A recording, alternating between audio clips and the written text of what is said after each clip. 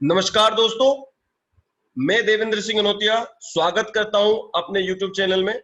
सभी का बहुत बहुत स्वागत है। और ये हमारा लेक्चर जो है मध्य प्रदेश पर तीसरा या चौथा लेक्चर है। और जैसे जैसे आप लोगों को ये पसंद आते जाएगा, हम लेक्चर्स की क्वांटिटी ज्यादा से ज्यादा बढ़ाते रहेंगे।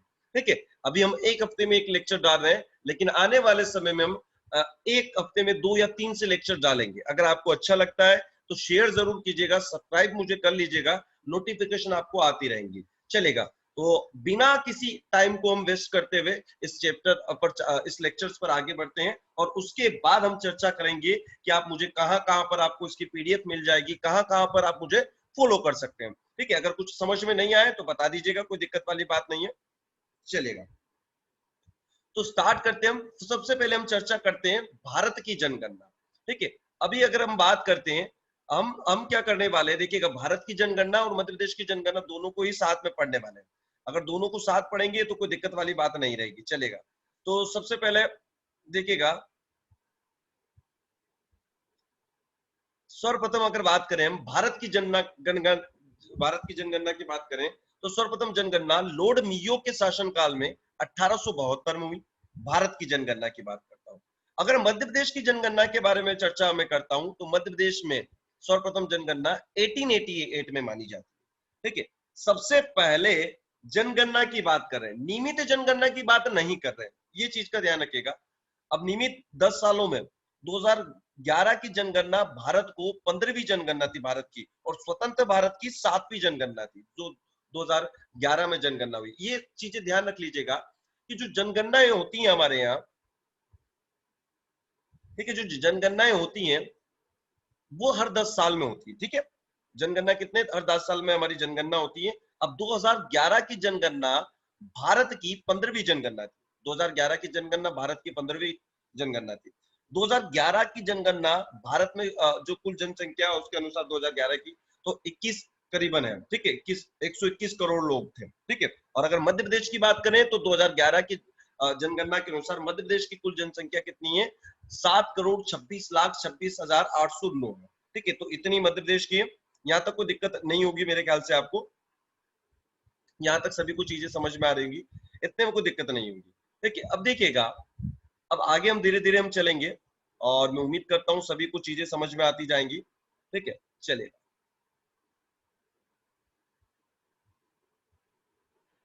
प्रथम नियमित जनगणना वर्ष 1881 लॉर्ड रिपिन के शासनकाल से मानी जाती है। लॉर्ड रिपिन के शासनकाल से क्या मानी जाती है, प्रथम जो है नियमित जनगणना। ठीक है, चलेगा, और कोई दिक्कत हो तो बता दीजिएगा किसी भी प्रकार से आपको। चलिए, यहां तक सभी को चीजें समझ में आ गई होंगी कि प्रथम जनगणना का अगर हमसे पूछते हैं तो प्रथम जनगणना नियमित जनगणना का पूछते हैं। नियमित जनगणना कब हुई आपकी, आप बता दीजिएगा। प्रथम नियमित जनगणना वर्ष 1881 लॉर्ड रिपिन के शासनकाल में हुई थी। चलिए, नेक्स्ट चर्चा हम कर लेते हैं फिर।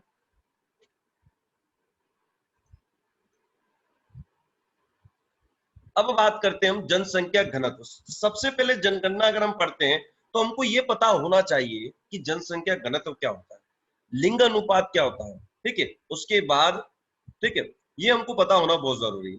चलेगा, तो एक एक कर कर इन पर हम चर्चा करने वाले हैं, सभी पर हम चर्चा करेंगे, कोई दिक्कत वाली बात नहीं है।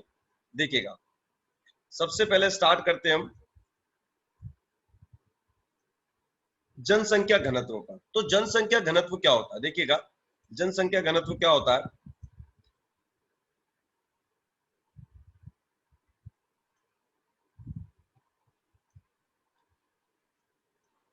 देखिएगा, तो अगर हम बात करें जनसंख्या घनत्व की, प्रति वर्ग 1 किलोमीटर क्षेत्र में रहने वाले जो लोग हैं उनकी जनसंख्या को हम जनसंख्या घनत्व कह सकते हैं। मतलब 1 किलोमीटर में कितने लोग रहते हैं उनको हम क्या कह सकते हैं, जनसंख्या घनत्व उनको कह सकते हैं, पॉपुलेशन डेंसिटी कह सकते हैं। लिंगानुपात की बात करें तो लिंगानुपात का मतलब होता है सेक्स रेशियो।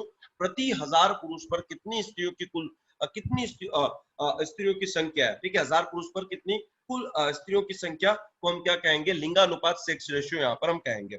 शिशु लिंगानुपात मतलब शिशु लिंगानुपात 0 से 6 वर्ष के आयु वर्ग वाले प्रति 1000 बालकों की तुलना में बालिकाओं की कुल संख्या कितनी होगी, उसको हम शिशु लिंग अनुपात कहेंगे। साक्षरता दर की अगर मैं बात करूं, लिटरेसी रेट की अगर मैं बात करूं, तो 7 वर्ष से अधिक जो लिख पढ़ सकता है उसको हम साक्षर माना जाएगा, उसको साक्षरता दी जाएगी या फिर वो साक्षर है। ठीक है, अब देखिएगा, अब हम बात करें जनसंख्या की घनत्व, मैंने आपको समझा दिया 2000। हम दोनों क्या करने वाले हैं, मैंने आपको बताया कि हम दोनों दोनों ही जो है, दोनों ही हम क्या करेंगे, एक साथ पढ़ने वाले, मध्य प्रदेश और ये दोनों। ठीक है, ताकि आपको कोई दिक्कत ना आए। देखिएगा, सबसे पहले 2011 की जनगणना के अनुसार भारत का जनसंख्या घनत्व कितना है?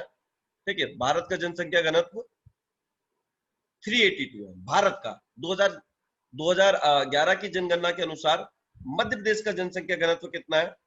मध्य प्रदेश का जनसंख्या घनत्व कितना बताएगा सभी? मध्य प्रदेश का जनसंख्या घनत्व 236 है। दोनों मैंने साथ में रख दिए ताकि कोई भी दिक्कत ना आए आपको किसी भी प्रकार से। ठीक है, तो 2011 के जनगणना के अनुसार मध्य प्रदेश का जो जनसंख्या घनत्व है वो 236 है और भारत का 382 है। ठीक है, अब आपसे पूछा जाए कि भारत में सबसे ज्यादा जनसंख्या घनत्व कहाँ का है, तो क्या बोलेंगे आप? दिल्ली का।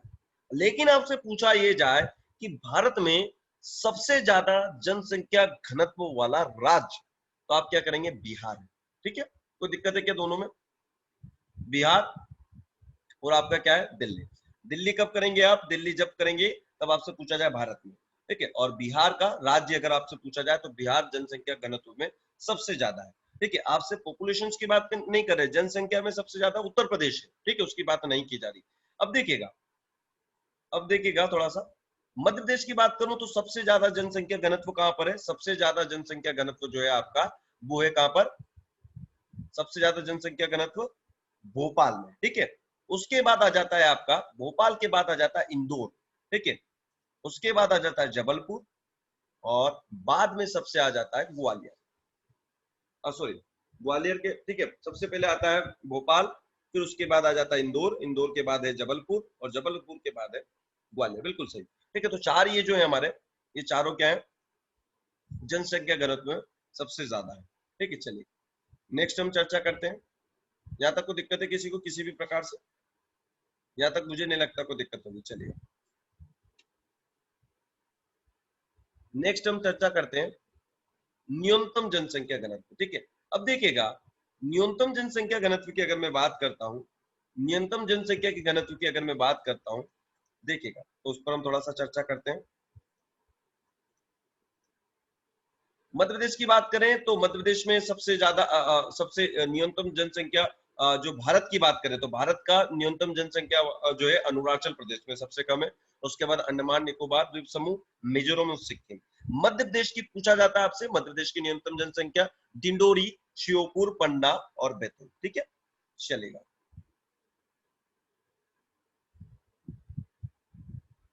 अब देखिएगा, चीजें समझिएगा, 2011 के अनुसार भारत का लिंग अनुपात, मैंने बताया प्रति 1000 पुरुष पर कितनी महिलाएं, तो 2011 की जनगणना के अनुसार, अगर 2011 की जनगणना के अनुसार हम बात करते हैं तो भारत का जो है जनसंख्या घन, सॉरी, भारत का लिंग अनुपात जो है वो है 943। भारत का लिंग अनुपात कितना है? 943 है। ठीक है, और अगर मध्य प्रदेश का पूछते हैं हमसे, ठीक है, तो मध्य प्रदेश का कितना है? मध्य प्रदेश का 2011 की जनगणना के अनुसार मध्य प्रदेश का लिंग अनुपात 931 है। सर्वाधिक की बात करें, सबसे ज्यादा केरल का है 1084, पौंडेचेरी 1038, तमिलनाडु 955, फिर आंध्र प्रदेश 922। ये भारत की बात कर रहे हैं। उसके बाद अगर हम मध्य प्रदेश की बात कर रहे हैं तो मध्य प्रदेश में 2011 की जनगणना के अनुसार मध्य प्रदेश का लिंग अनुपात जो है वो 931 है। कितना है? 931। ठीक है, उसके अंदर सबसे ज्यादा कहां पर है? हमारे यहाँ का बालाघाट का सबसे ज्यादा मध्य प्रदेश में बालाघाट का सबसे ज्यादा है, 1021 है। उसके बाद अलीराजपुर है, ठीक है, 1009। उसके बाद है मंडला 1005 और उसके बाद है डिंडोरी। ठीक है, यहां तक मैं उम्मीद करता हूं आपको चीजें समझ में आई होंगी और आगे वाला लेक्चर्स हमारे अगले अगली बार हमारी जब क्लासेस रहेंगी तब रहेगा। ठीक है, मैंने छोटा लेक्चर इसलिए बनाया, मैं उम्मीद करता हूँ यहाँ तक चीजें आपको समझ में आई होंगी। ठीक है, आगे अगर आपको ये चीजें समझ में आ रही है तो मुझे कमेंट्स करके बताइएगा कि चीजें आपको किसी भी प्रकार की कोई दिक्कत नहीं आ रही है। अनअकैडमी पर भी आप मुझे फॉलो कर सकते हैं। मेरे वहां पर जो है 500 से भी ज्यादा लेक्चर्स है, वो भी फ्री लेक्चर्स है स्पेशल क्लासेस में, तो आप वो भी अटेंड कर सकते हैं। लेकिन नीचे जो लिंक है हम आपको डिस्क्रिप्शन में डाल देंगे, और मैं उम्मीद करता हूं कि आगे भी आप चीजें समझ में आपको आती रहेंगी, और मुझे सपोर्ट कीजिएगा ताकि मैं आपके लिए और ज्यादा अच्छे क्लासेस ला सकूं। ठीक है, क्लासेस हमारे पास बहुत है, कोई दिक्कत वाली बात नहीं है। आप बस ये बताइएगा, जब आपको लेक्चर अगर पसंद आएगा, आप शेयर जरूर कीजिएगा, सब्सक्राइब मुझे कर लीजिएगा। हम हर 2 दिन में आपके लिए लेक्चर लाएंगे। ठीक है, अभी हम 1 वीक में शायद हम एक लेक्चर ला रहे हैं। ठीक है, आने वाले समय में हम ज्यादा से ज्यादा लाएंगे। अनअकैडमी पर भी मुझे फॉलो आप कर सकते हैं, लिंक जो है डिस्क्रिप्शन में आपको दे दी जाएगी। अगर आपको उसकी पीडीएफ चाहिए, और भी पीडीएफ चाहिए, तो नीचे टेलीग्राम लिंक में टेलीग्राम की भी लिंक आपको दे दी जाएगी। ठीक है, और व्हाट्सएप लिंक भी दे दी जाएगी, ताकि आप उसके अंदर हमको फॉलो कर सकें। मैं उम्मीद करता हूं कि आप लोगों को यहां तक चीजें समझ में आ रहा है। आपके लिए बहुत सारी चीजें हैं, एमपीपीएससी के लिए बहुत सारी चीजें, और भी सब्जेक्ट्स के लिए बहुत सारी चीजें हैं। मैं उम्मीद करता हूं कि यहाँ तक आपको चीजें समझ में आई होगी। ये तो सिर्फ डेमो है आपका। ठीक है, पूरी 1-1 घंटे की क्लासेस है, तो आपको अगर अच्छी चीजें लगेंगी तो हम लाइव क्लासेस भी लेंगे। ठीक है, अगर आपको चीजें अच्छी लगेगी तो बिल्कुल आपके लिए लाइव क्लासेस भी ली जाएगी, वो भी फ्री। ठीक है, और इसलिए मुझे फॉलो जरूर कर लीजिएगा, सब्सक्राइब जरूर कर लीजिएगा चैनल को, और बिल्कुल हम आपके लिए आगे भी तत्पर रहेंगे, कोई दिक्कत वाली बात नहीं है। लेकिन मुझे फॉलो करके कमेंट्स करके मुझे बताइएगा, तो हम हर वीक में लेक्चर्स लाएंगे। अगर जरूरत पड़ी तो हम जो है लाइव क्लासेस भी लगाएंगे। ठीक है, और टेस्ट सीरीज भी आपकी संडे को लगाएंगे। अगर आपको लेक्चर अच्छा लगे तो मुझे फॉलो और शेयर कर लीजिएगा। ठीक है, आपके सपोर्ट से ही हम आगे आपके लिए लेक्चर लाएंगे आने वाले समय में। ठीक है, धन्यवाद आप सभी का, गुड नाइट सभी को, और मैं उम्मीद करता हूं कि चीजें आपको समझ में आएगी आगे। धन्यवाद आपसे।